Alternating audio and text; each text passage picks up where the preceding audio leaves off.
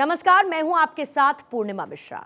हमारे खास प्रोग्राम क्या कहते हैं नरेंद्र मोदी में आज आपको सुनवाएंगे पीएम मोदी का वो ऐतिहासिक भाषण जो उन्होंने 2 अक्टूबर 2012 को गुजरात के गांधीनगर में दिया। अपने भाषण में मोदी ने कहा कि आप गुजरात के किसी भी कोने में जाएं, हिंदुस्तान के हर कोने से लोग यहां पर रोजी रोटी कमाने के लिए आते हैं और हमें इस बात का गर्व है। देश के अन्य भागों में भी जो मेहनतकश लोग हैं उनको अवसर देने के लिए आज गुजरात की भूमि एक उर्वरा भूमि के रूप में काम आ रही है। मित्रों, अभी भारत सरकार का एक रिपोर्ट आया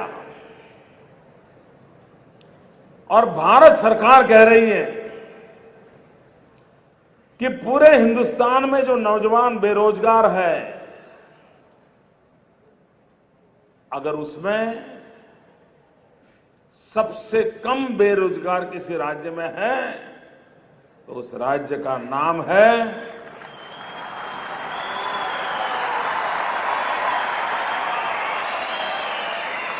दोस्तों, उस राज्य का नाम है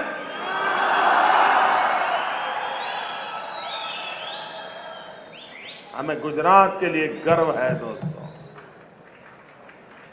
मेरे नौजवान मित्रों, कभी आपने कल्पना की है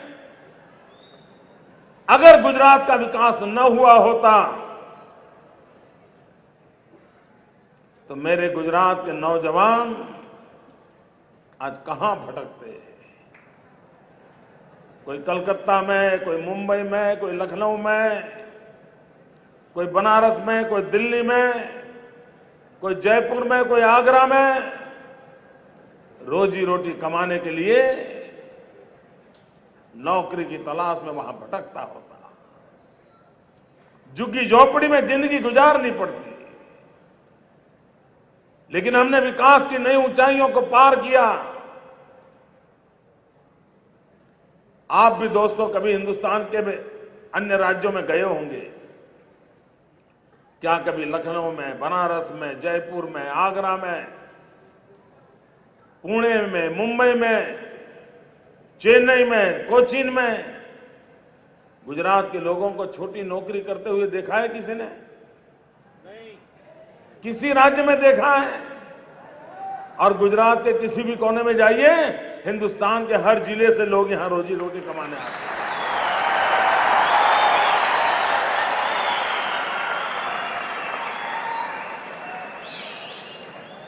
और हमें इस बात का गर्व है कि न सिर्फ गुजरात के नौजवानों का, लेकिन देश के अन्य भागों में भी जो मेहनतकश लोग हैं उनको अवसर देने के लिए आज गुजरात की भूमि एक उर्वरा भूमि के रूप में काम आ रहा है।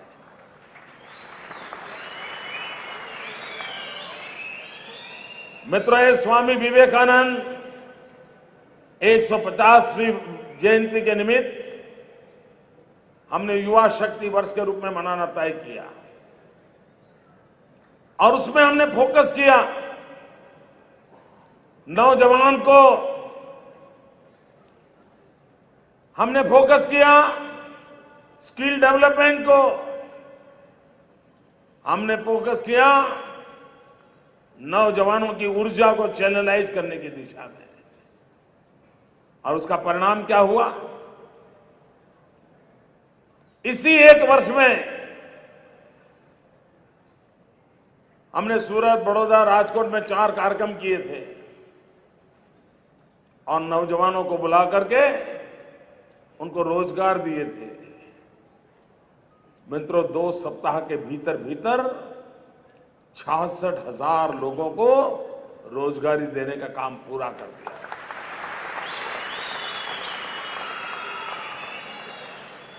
और आज इस एक कार्यक्रम के अंदर इस महात्मा मंदिर में कार्यक्रम चल रहा है, उसी प्रकार राज्य के सभी जिला केंद्रों में भी कार्यक्रम चल रहा है। वहां मेरे कोई न कोई मंत्री वहां विराजते हैं और इस कार्यक्रम को लाइव टेलीकास्ट पूरे गुजरात के सभी जिलों में देखा जा रहा है। ये आपके तालियों की गूंज पोरबंदर तक सुनाई जा रही है।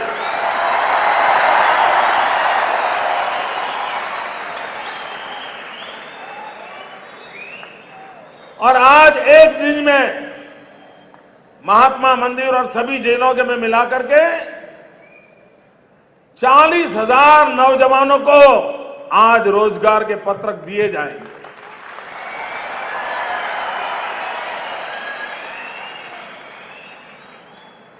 मित्रों, हमारी दिशा है नौजवान को रोजगार देना,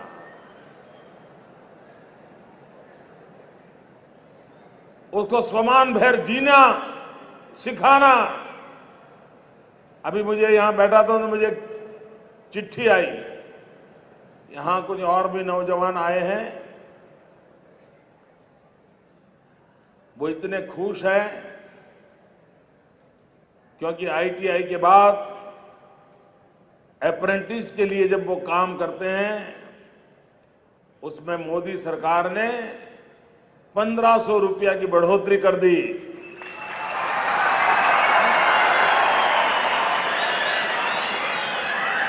तो वो कहने मैसेज आया कि हमें आपका सम्मान करना है, हमें समय दिया जाए। मित्र, हमारी दिशा ये है कि मेरे नौजवानों को अप्रेंटिसशिप में 1,500 रुपया बढ़ोतरी की जाए। और दिल्ली सरकार की क्या दिशा है?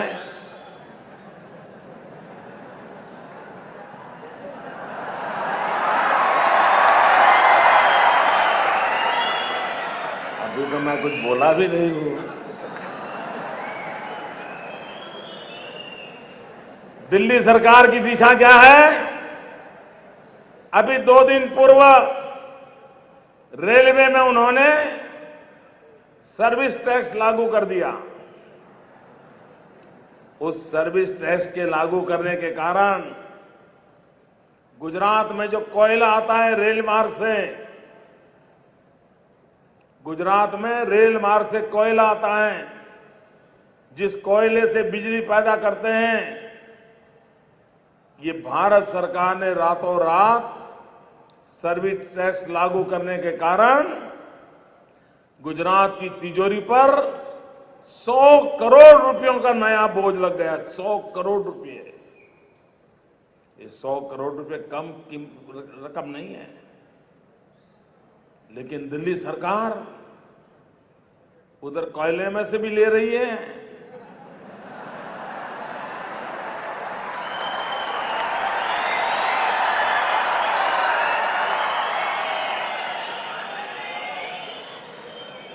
और इधर कोयला पहुंचाने में से भी ले रही है।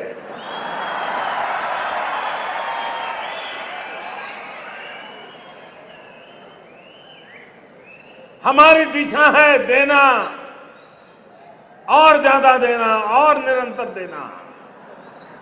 और उनकी दिशा है लूट सको, जहां से लूट सको लूट लो।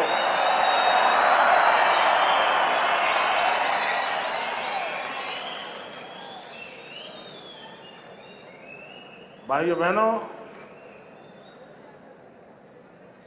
ये हमारे कांग्रेस के मित्र वो ये मानते हैं कि जनता मूर्ख है और इसलिए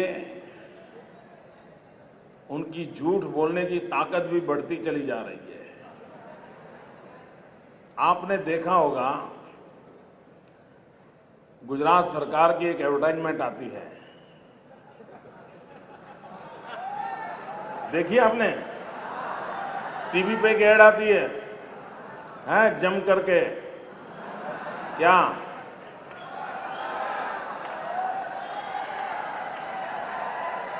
अब थप्पड़ टीवी पे लगती है और चक्कर कांग्रेस को आते हैं।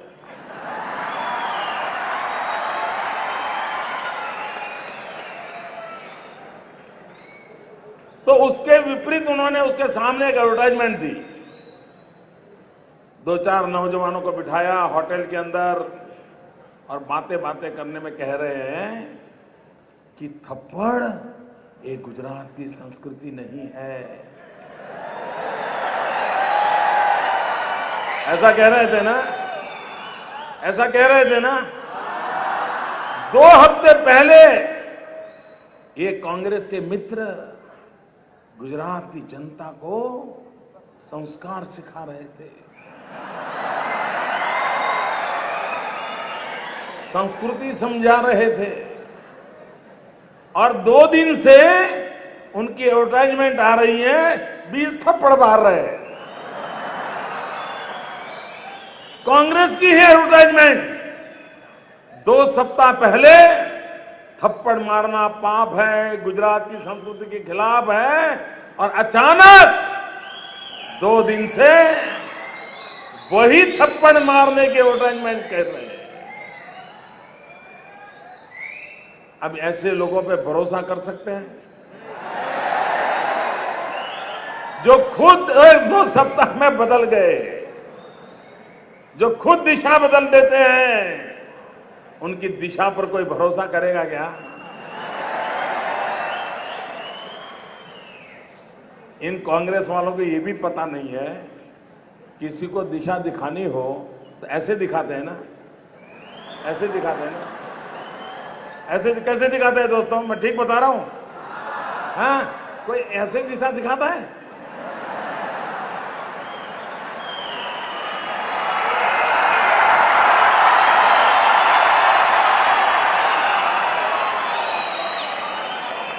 जाओ ऊपर जाओ, जाओ ऊपर जाओ। श्राद्ध का महीना है, श्राद्ध का महीना है, सबका मोश करने में लगे हैं। नौजवानों, गुजरात के साथ किस प्रकार का खिलवाड़ हो रहा है? मित्रों, मैं देख रहा था, मैंने कल एक जनसभा में एक अखबार में समाचार आए थे, उस समाचार को लेकर के सवाल उठाया तो तूफान मच गया है, तूफान। मोदी ऐसा है, मोदी वैसा है, मोदी को देख लेंगे, मोदी को दिखा देंगे, ऐसा चल रहा है। अरे भाई, मुद्दे का जवाब दो ना।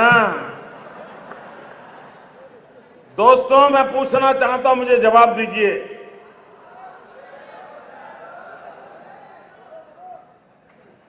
क्या भारत के नागरिक को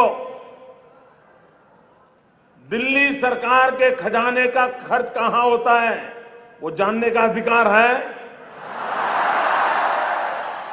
अगर देश के नागरिक को ये जानने का अधिकार है और अगर वो कोई पूछे कि भारत सरकार की तिजोरी के पैसे कहां खर्च किए गए, वो गुनाह है? क्या ये पूछना सही है? हिसार के किसी नौजवान ने 3 साल पहले भारत सरकार को सवाल पूछा कि भाई मैडम सोनिया जी,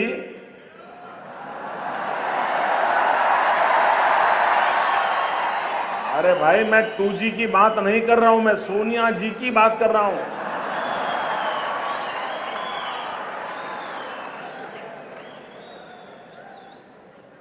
सोनिया जी कितनी बार विदेश गई, किस प्रकार के व्यवस्था से गई, वहां कहां रुकी